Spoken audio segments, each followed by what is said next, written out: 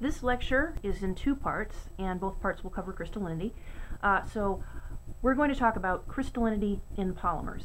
Crystallinity in small molecules is somewhat similar and in some ways different than crystallinity in polymers. So crystallinity in thermoplastics is an important processing concern, and this affects all of the properties of the finished plastic.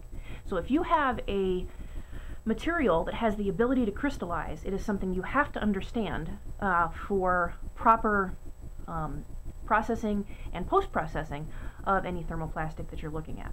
So we're going to look at things like nucleation, seeding of spherulites, so seeding of crystals, annealing, post-processing to relieve built-in stresses and to enhance crystallinity or speed it up, and then drawing, or orientation and alignment for strength and dimensional stability, and how that creates crystallites in fibers and films. So this kind of defines crystallinity in all materials. So we have three forms of matter: solid, liquid, and gas. And when we're talking about crystallinity, we are talking about solids. There's the least amount of molecular motion in a solid. Liquids have a greater amount. Of course, gas has quite a bit. And within a crystalline solid, you have unit cells, and that's indicated here in red, within a 3D lattice structure. And both of these things, the unit cells and the 3D lattice, are dictated by the packing of atoms and molecules and the intermolecular forces that bind any of those molecules or chains together. And that's what dictates crystallinity. So in polymers, you have three main forms. You have amorphous polymers. Amorphous, morph means shape. Amorphous means has no set shape. So an amorphous polymer has 0% crystallinity. Many polymers and plastics are amorphous. Typically the ones that are clear are the ones that are amorphous, because crystallites are actually larger than the wavelength of light, and they scatter light. What that results in is something that's translucent or opaque. So if something is clear, chances are it has 0 crystallinity and is therefore amorphous. You have semicrystalline polymers or plastics, and many of the ones that we encounter on a daily basis are semicrystalline. I'm a polymer scientist, and so I know darn well what I'm talking about when I say that a polymer is crystalline. Your average layperson, in other words, someone who's listening to this video, does not know the difference. And so if you were taking a quiz for me and I say polymers are semicrystalline, that is true. If I say polymers are crystalline, that is false. Almost never do you see a fully crystalline polymer, and that has to do with that wide molecular weight distribution that we talked about when we were talking about molecular weight. Crystallinity, full crystallinity, 100% crystallinity, almost never happens in man-made polymers. There are some exceptions to that, of course, but it almost never happens. So typically, even in the very, very crystalline polymers or semi-crystalline polymers, you're typically not getting more than about 95% crystallinity within that material. There's always some sort of amorphous fraction that's present. So, talking about morphology. Here's a graphic representation of an amorphous polymer. It kind of looks like a bowl of cooked spaghetti. Random molecular orientation in both molten, in other words liquid, and solid phases. So you heat it up, everything, all of those chains kind of randomly kind of slide past each other when they're liquid. But when they solidify in an amorphous polymer, they stay the same. An example of amorphous polymers are polymethyl methacrylate, polystyrene, PVC, and ABS. Basically anything that can be produced in a transparent form is most likely an amorphous polymer. When you're looking at a semicrystalline polymer, you're looking at something that has molecular orientation that is random only in the molten phase. But once you cool it down and it starts to solidify, you get densely packed crystallites in the solid phase. The typical crystalline polymers are polypropylene and polyethylene, also the polyamides, also known as nylon, and then polyoxymethylene or polyacetal. Something that is translucent or opaque in its natural form can be a semicrystalline polymer. Now, when I say the natural form, that is without other additives or colorants or things like that to make it opaque. If it is in the natural form and it is translucent, chances are there's some crystallinity there. Again, any amorphous polymer can be made to have transparent or opaque if you add, say, calcium carbonate to it. But I'm talking about whether it's clear in its natural form versus translucent or opaque in its natural form.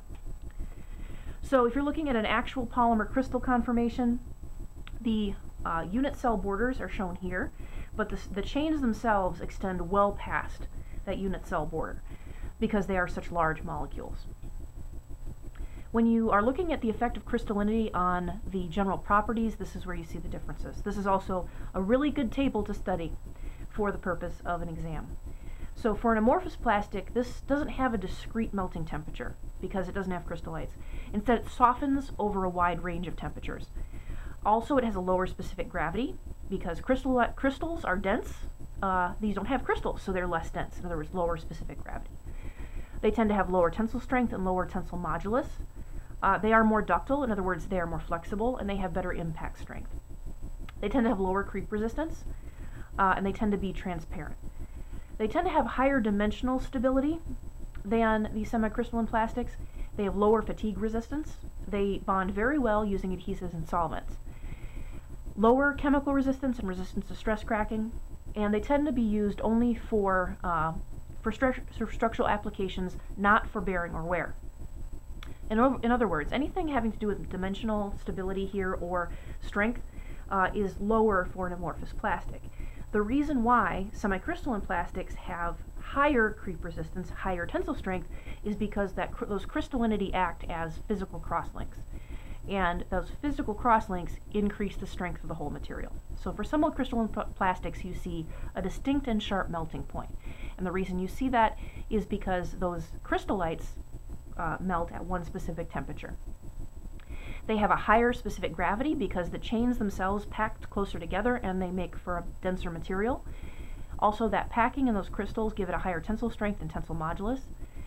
The trade-off when you have higher tensile strength and in crystallinity is that they are less flexible or less ductile.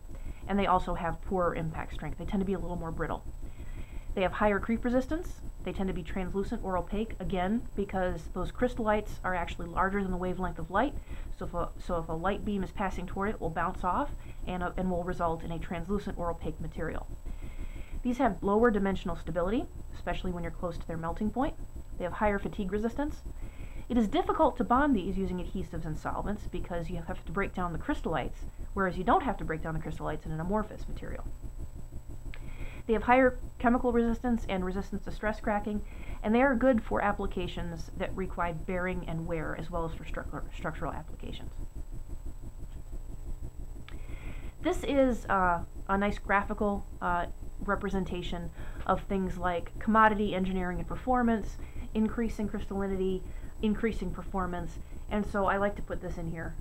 So we will talk about categorization later, but here we have the commodity polymers in this column, the engineering polymers here, and the performance or specialty polymers here. And as you go down this column, you get increasing crystallinity. The ones up here are amorphous, the ones down here are semicrystalline. And as you go from left to right, you get increasing performance or increasing tensile strength. So this is a graphical representation of this, and it's just I think it's pretty, so I like to include it. So here's an example of crystallinity and how that affects real life, so to speak. So here we have low density polyethylene versus high density polyethylene. So we're showing density in grams per cubic centimeter. This is still pretty dense. This is also still pretty high crystallinity for a polymer. So here we have 35 to 50, here we have 90 plus. So we see lower density here versus increased density here. The chain type here are branch chains, and these are linear chains. So the more branching that is present, the reduction in crystallinity. Linear chains enhance the ability for something to be crystalline. When you look at the melting point, this has a lower melting point versus this one. More crystallinity increases the melting point. Here we have a tensile strength that is up to twice as high as the low density version. Tensile modulus, again, this is much higher. Flexural modulus, this is also higher, and elongation and break is much higher here as well.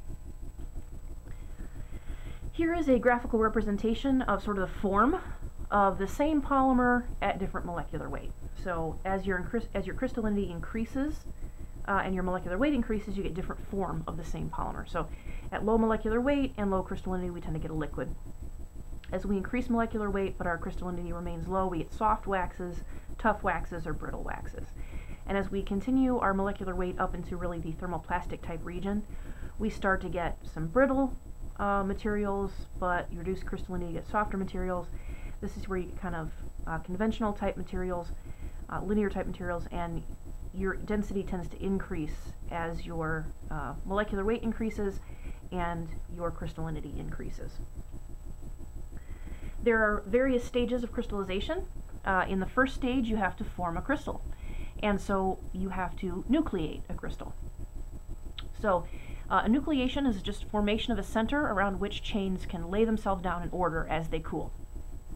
Nucleation can be spontaneous or homogeneous, and for this you need a pure polymer, and basically the heat motion of some chains occur parallel to one another, and they simply kind of lay down on one another and start to form crystals. Also, they can form around an impurity or heterogeneous nucleation. Now, the impurity may be unintentional, but oftentimes that nucleation or that heterogeneous nucleation is formed intentionally. So there is a particular type of polymer that's put in there that has slightly higher melting point than the rest of the material.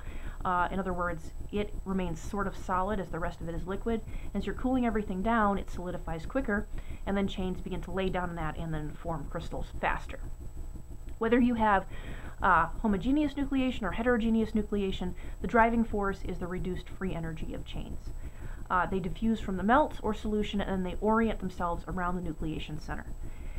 Crystallization is easier in chains that are linear and don't have a whole lot of branch points, and chains that have minimal chain entanglement. So you get past a certain molecular weight and they start to entangle quite a bit. So sort of medium level molecular weight with linear chains gives you the best chance for fast nucleation in a material that will crystallize. So then after nucleation you get crystal growth. The chains fold together and form ordered regions called lamella, and these are spheroidal structures, and they're called spherulites. When you look at these, this is an actual picture under cross polarizers in a microscope of polyhydroxybutyrate, and they look kind of like Maltese crosses. So this is through an actual light microscope, but you've got cross polarizers in there, so you have very ordered light looking at this, and then you can see these crystallites. This is a nucleation center, and then you can see that the chains kind of grow out in this direction, and they kind of the spherulites bang into each other as the crystals grow. Shown over here is a kind of cartoon of how chains kind of fold and lay down on each other. And the thing to kind of notice here is you have kind of these free-floating ends that are kind of sticking out and wagging around. This is why polymers are only semi-crystalline. If it was fully crystalline, the entire polymer would look like this. But because of variations in molecular weight, you will have some shorter chains on the end that don't order and some longer that are sticking out. So this is always forms some amorphous region within a semi-crystalline polymer. So the final degree, stages of crystallization, the final degree of crystallinity is influenced by a wide variety of things. And the first one being the structure of the polymer itself. If you have polar groups, so carbon that's bonded to oxygen and a carbonyl, these can sometimes repel each other and prevent crystallization. Also, that can enhance crystallization. So in polyamides, you have hydrogen bonding that can take place between carbonyls, and then hydrogens that are present on a nitrogen, and those can hydrogen bond, and that promotes crystallization. If you have a highly branched chain, these are less crystalline because branching prevents crystallization. Polymer chain length also affects the final degree of crystallization. If you have really high molecular weight, you get chain entanglement, and that chain entanglement can prevent crystallinity. So if you have linear low-density polyethylene versus high-density polyethylene, the high-density polyethylene has 100 times longer chains than linear low-density. Linear low-density has a higher degree of crystallinity because there's less chain entanglement present. Another thing that affects crystallinity is stereoregularity, and this is something to kind of keep in mind for, say, quizzes. Stereoregularity are how the pendant groups on the sides of chains are arranged. So here we have polystyrene as our example. So this is isotactic. Isotactic polymers, and polystyrene can be made in isotactic fashion, can be semicrystalline. And in an isotactic polymer, if you have a side chain like this, the units are all on one side of the chain, so they're isolated, isotactic, on the same side of the chain. In a syndiotactic material, this can also be crystalline, and the units are repeated, but they alternate. So in a syndiotactic polymer, you have side groups on either side of the chain. So instead of all being on one side, they are on either side. The reason these both have the tendency to crystallize is because of the regular structure of the backbone of the chain. Every chain kind of looks like this, and that allows them to more easily stack on top of each other. Again, when it comes to molecules, they physically take up space.